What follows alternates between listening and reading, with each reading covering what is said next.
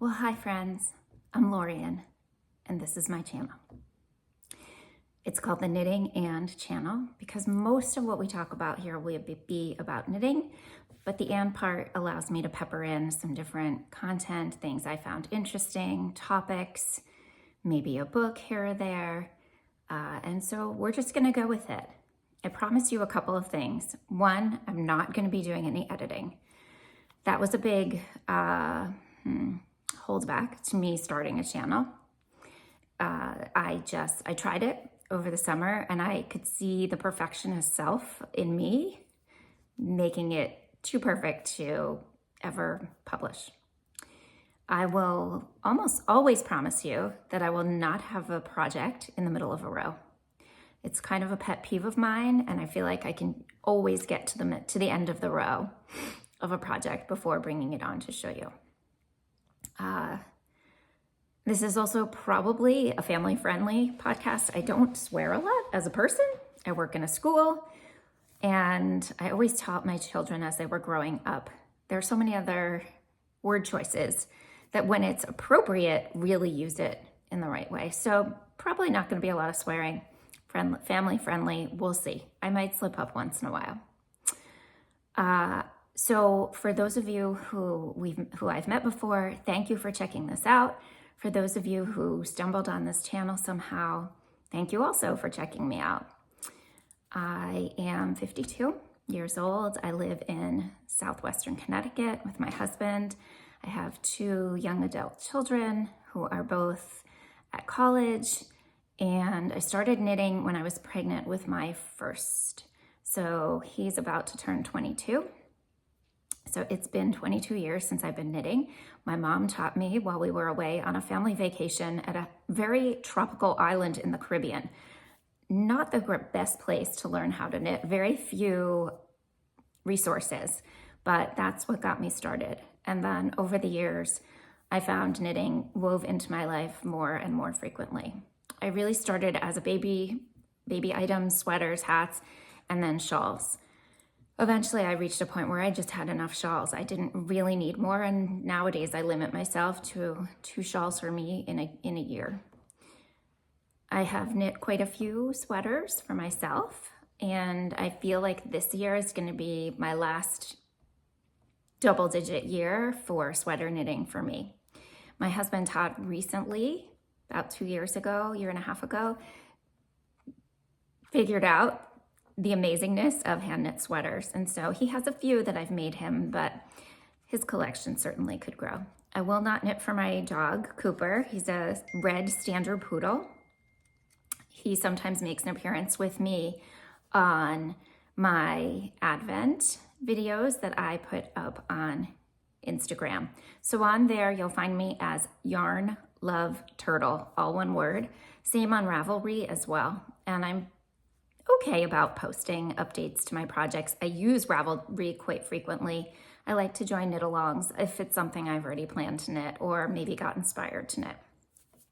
So without further ado, let me talk about what I'm wearing. First and foremost is the Bucket Hat Take 2 TWO. This is a pattern by Pam Sapienza, and she published it a year ago, maybe December, November. I knit one for a friend and in these exact colors, and I loved it so much I wanted to make one for myself. So I just finished this in the last month.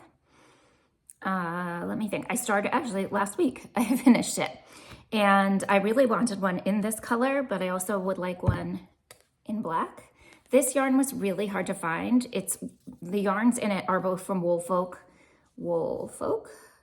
It takes their Flet, Bulky, and their DK yarn. So I was able to actually, after coming back from Vogue Knitting Live last weekend, I got back and I was a little disappointed at myself because I purchased some yarn that I didn't actually purchase the right base on one skein. And so a friend of mine, fortunately, was going the next day and was able to get what I needed. But I came home, I also didn't find the sweaters quantity for a red sweater that I'm looking to make. So I felt at liberty to keep shopping, even though I had purchased 2 other projects, yarn for 2 other projects. And I'd been looking for this, And I literally just put in my Google search bar, Flet Bulky on sale. And I found this on sale at the Webster's, which is a small shop in Oregon. And they had a couple of the black left. So, and I'd already ordered the DK because originally I ordered the black from Unit, which is also a West Coast yarn shop. And they actually didn't have the black, and they asked what color I'd like to switch it to. I actually think this olive is a gorgeous, gorgeous color. And so I needed to find, I also just ordered the DK from, maybe it's Woolly & Co. I'm not exactly sure. But when that comes, I will have the ingredients, materials to do one in olive, and I now have one in black. I actually, while I was shopping the Webster sale, I stumbled on something else that I purchased that I'll show you at the end because it really is part of the end part. So why this bucket hat? I have naturally curly hair, and hats can really press in and flatten it. But this is such a lovely soft gauge, and it's not too tight that I can wear it and it doesn't really flatten my hair too much. I'm gonna take it off now. I'm also wearing a finished sweater, which I have not shown fully on my Instagram. I've put up some photos, but I haven't talked about it live. This is the Saltburn sweater. It's a pattern by the Knit Pearl Girl, who's Sophie. And this reddish yarn is the color Orchid and Green Mountain Spinnery's Weekend Wool. I purchased this on sale last year and just was waiting for the right pattern. The gray is the house yarn from Yarn Farm Kingston, and it's produced by Battenkill Fiber Mill.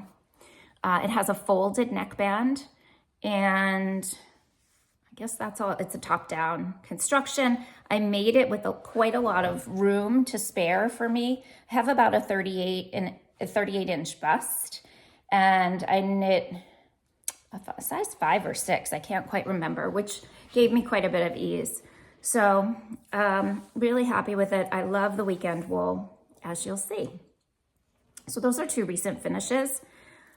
I am in the middle of working on 2 other sweaters. Again, since I'm on the Weekend Wool, this one is a bottom-up construction. So it was interesting to me, and it has a slight bit of shaping, as you can see, waist shaping here, that the hem and the cuffs, which I have just started, are in garter. And this is about 3 inches of garter that I have here. And I have knit it up to where I would join for the sleeves. I am now working on the sleeves. I don't have as much done, but I just started these yesterday. And this is a pattern by Jennifer Steingass, who is Knit Love Wool. And again, it has this garter fabric on the cuff. Now the pattern called for 4 inches of that, no matter the size. And I knit it to 3 inches, which matched the body. And I just felt like it looked too bulky. So I took it back and am now knitting again. I took it back to about 2 inches, which is a length of a cuff approximately that I would typically knit. So my main color is in the Weekend Wool. It's called Fawn. And this is a colorwork yoke sweater. I'm using 2 other colors from Weekend Wool, which are Blue Jay, and I think the white is just called White. So my main color is Fawn. I've got these 2. And then because it happens to work, I have some Shelter from Brooklyn Tweed. And so I had this in my stash. I'm gonna use very little of the brown, and I think it's gonna be fun. Truth be told, most of the designs that I have knit recently, and most of the ones I feel like that are out there right now, patterns for recent releases, tend to be, if they're a yoke sweater, they tend to be top down. I think a lot of people prefer that because you can try it on as you go. I'm okay doing either, and I think it's a nice change up to do a bottom up. Oh, here's the Weekend Wool ball band. Here we go. It's considered a worsted weight, but I feel I'm knitting this right now on a 6. I've knit it up to a 9 in some sweaters. This is actually the 3rd sweater I'm working on this year in that yarn base. And then the other sweater I have in the works is this. This is the Earth and Sky Pullover Earth and Sky sweater. It's by Jenny, who is Sweater Freak on Ravelry and Instagram, all the socials. And I am using this gorgeous alpaca wool blend for my main color that is from Bald Eagle Alpaca Ranch. And the color changing yarn is from Yarn Hero. If you happen to watch me on Instagram and found me here this way, you've seen this a few times. Last weekend, I realized the size I'd chosen was too large. And I didn't want to take the whole thing out, all the color work. I was sized up one size too large, but I was able to come up with what will be the right math so that it will still work out and give me the body size that I need. The body is actually an A-line shape, and I'm just gonna knit it straight. Because this has so much alpaca, it's only 30% wool, it has a lot of drape and it's gonna have a lot of stretch. So I feel like I'm gonna be fine. To be honest, I've worked on it when I've gone to work over my lunch break, but haven't gotten as much done because I've just been motivated to get the Tree Light sweater, the other one I just showed you, going instead. So but I will pick that back up. Those are my 2 current works in progress. And then the other couple of things I wanted to talk to you about, so this is the end part of the knitting end, it's my goal to read a book a month. This may not sound like a lot, but I feel like I have missed reading with all the knitting I do. And I'm able to knit in stockinette and read at the same time. If it's just kind of a basic straight stockinette, I can read. So I just finished my January book, which is by Geraldine Brooks. It's called Horse. I really enjoyed it. It's one of my favorite genres is historical fiction, and yeah, it was a great book. So I'm hoping to pick really good books. If it's not a great book, it doesn't hold my attention. The other piece of the end is while I was shopping on the Websters for what did I buy? Oh, for this black Flet Bulky, they were having a sale. And sometimes a yarn store sells more than yarn, once in a while. Well, they had a wholesale section in addition to the yarn. And one of my absolute favorite costume jewelry designers, they had a pair of earrings by her that were on sale. So it was 50% off. Her name is Ayala Bar. And she does really interesting, intricate designs. I believe she's Israeli.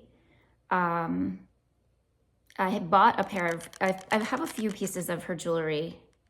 Sorry, my hand is, they're like wiggling on the page here. And I just thought I would share them with you. I think they're gonna show up really well against my dark hair. And I feel like they're a little bit more spring summery in color tone. They're kind of bright, but I'm excited to have them in my collection. So I am participating in a couple of knit-alongs. I am participating in the Pigskin Party, which is put out by Boston Jen. That's kind of a long, goes from like the fall until Super Bowl. So I have to log a couple of projects I finished this year in that.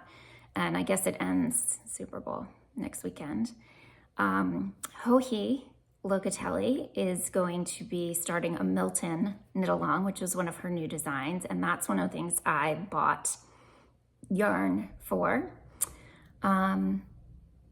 Maybe that's it. I think those are the 2 I may be participating in. I haven't started the Milton. It's actually a lighter weight knit, and I really prioritize some of my heavier, bulkier weights in the winter. All right, feel free to say hi. like I promised, this is not going to get edited. I don't even know if this first one will have notes under it. I may not have links. I may figure out how to add them later. And one other thing is my call handle. It's very hard to find on YouTube names that are available. So the podcast, like the channel itself, is called Knitting and if I comment back, it's going to be under @KnittingConnections. That's what I was really hoping to call this, but wasn't able to. Anyway, let me know if you found me, if you're a knitter, what you're up to. Just put a hi in the comments.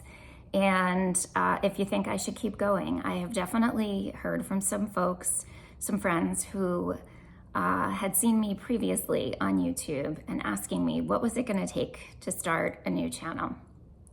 And a friend of mine, not a knitter, but a marketer, a media person, and in another life, that'll be for another time,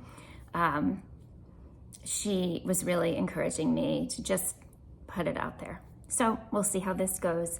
Take care, be well, and I'll see you soon.